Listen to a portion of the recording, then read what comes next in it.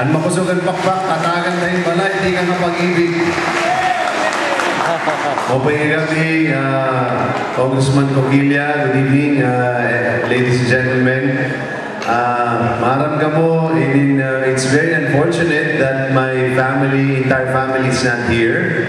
Although my wife is here and my older brother, Dr. Rico, is also here. We all thought, kasabot namon nga ini nga okasyon buwas pa. Sanglit ang apod na nanay, Lydia Montance Sainz, inin aadto pa balay, nagpapakurong pa. Sanglit baga, ginpirin ko gagkunta nga kuman ni, pero nasa rin diri pa pwede, diri pa matikan kurong. Sanglit kanugon kunta, it would have been wonderful for her to have been able to come here because it's very rare that we get the opportunity to actually get to be with our kababayans from Oras. Anak ko na nanay, waray permiging sisinering amon nga magburugto. Although we all grew up here in Manila, well at least napulo kami magburugto and last 4 of us actually studied here already in Manila. Pero anak ko na nanay, waray ko rito permiging sisinering, kundi ano ka maupay, ano ka mga buhutan, kung ano nga ka maghusay ang mga taga-Oras. Siguro hindi permiging pinagmamalaki mo. Kasabot ko ito nga kay, although I was born in Catalogan, anak ko na hindi ang permiging Oras, pagbagan mga nababasa kung mga libro, na ito may UP, iulong yung mga Latin American countries, ng TI, na mga bunta-bunta. Pagkanto ko, nasima naman ang nanay, nasima, di man ansya na akong nainunong naman, nagsisariga ako ng tunga. Kasabot ko, madamon mga auto.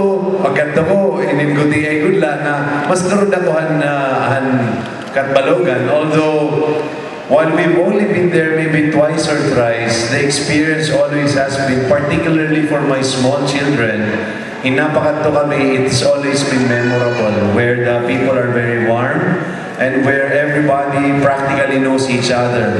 Nothing much has really changed, which is also great for Oras. While people say that it's important to improve and to develop, ang kadadamo natin mga bugto nga nagdi-develop pero nawawara niya character. Pero kung matuhani, may kitang mga niya Oras, Oras hadto, pareho kung lagi hapon niya na, papareho lagi hapon ang warmth ng mga tao.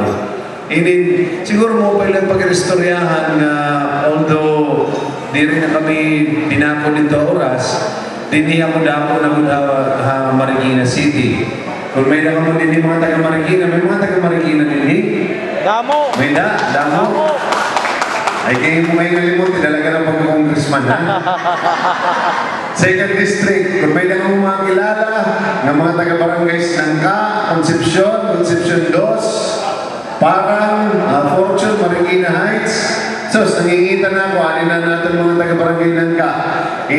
Pagpurupli kung kita kay Marang ka muna sa Rivermera ato.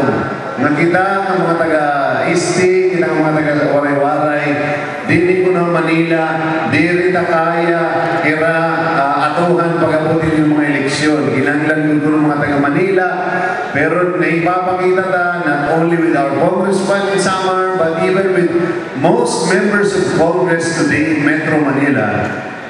Roughly around 88% are no longer originally from the places that they represent. The representative of Pasig is not Roman Romulo, akong classmate, is not originally from Pasig. Neither are the representatives of Quezon City. These are all migrants. And slowly we see damo natin mga kapwa-waray-waray na who are slowly taking up many positions, not only in government, but also in the private sector, or even in the judiciary for that matter. I don't think the legislature should be exclusive to people from Manila.